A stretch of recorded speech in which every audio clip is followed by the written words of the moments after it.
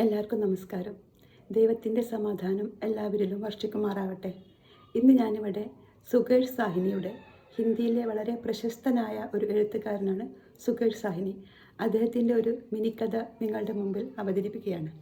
കഥയുടെ പേര് മകളുടെ കത്ത്. മകളുടെ കത്ത് വായിച്ചു കഴിഞ്ഞതും വൃദ്ധനായ പിതാവിൻ്റെ മുഖം അസ്വസ്ഥമായി. അത് കണ്ട് ഭാര്യ ചോദിച്ചു, എന്താണ്, മകൾക്ക് സുഖം തന്നെയല്ലേ? എന്തൊക്കെയാണ് അവൾ എഴുതിയിരിക്കുന്നത് എന്ന് പറഞ്ഞവർ കത്ത് കയ്യിൽ വാങ്ങി വായിക്കാൻ തുടങ്ങി.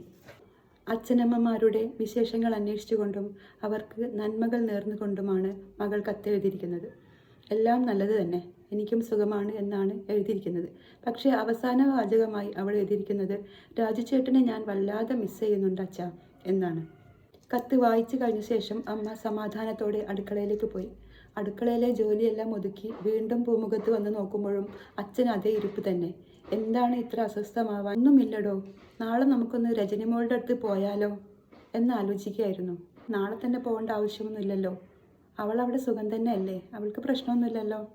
നമ്മൾ നേരത്തെ പറഞ്ഞു വെച്ചതല്ലേ നമുക്ക് ദസറയ്ക്ക് മോളെ വീട്ടിലേക്ക് പോകാമെന്ന്, പിന്നെന്താണ് ഇത്ര തിടുക്കം?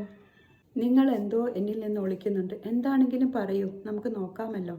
കഴിഞ്ഞ തവണ കണ്ടപ്പോൾ രജനി എന്നോടൊരു കാര്യം പറഞ്ഞിരുന്നു. അവൾ നമുക്ക് എഴുതുന്ന ഓരോ കത്തും അവളുടെ അമ്മായിമ്മ വായിച്ചു നോക്കിയ ശേഷമേ പോസ്റ്റ് ചെയ്യാൻ സമ്മതിക്കാറുള്ളൂ. അതുകൊണ്ട് അവൾ പറഞ്ഞു, എനിക്കൊരു വിഷമമുണ്ടെങ്കിൽ എനിക്കത് നിങ്ങളെ അറിയിക്കാൻ പറ്റില്ല അച്ഛാ, എന്താണ് ചെയ്യുക എന്ന് ചോദിച്ചിട്ടുണ്ടായിരുന്നു. അപ്പോൾ ഞാനാണ് പറഞ്ഞത് അവളോട്, നിനക്ക് എന്തെങ്കിലും വിഷമമുണ്ടെങ്കിൽ നീ ഇങ്ങനെ എഴുതിക്കോളൂ, ഞാൻ രാജുചേട്ടനെ വല്ലാതെ മിസ് ചെയ്യുന്നുണ്ട് എന്ന് എഴുതിയാൽ മതി മോളെ. അപ്പോൾ അച്ഛന് മനസ്സിലാവും നിനക്ക് അവിടെ വിഷമമുണ്ട് എന്ന കാര്യം. ഇന്നത്തെ കത്തിൽ അവൾ അങ്ങനെയാണല്ലോ എഴുതിയിരിക്കുന്നത്. നീ വായിച്ചില്ലേ അവസാന വാചകം? ആ വൃദ്ധ പിതാവിൻ്റെ കണ്ണുകൾ നിറഞ്ഞൊഴുകി.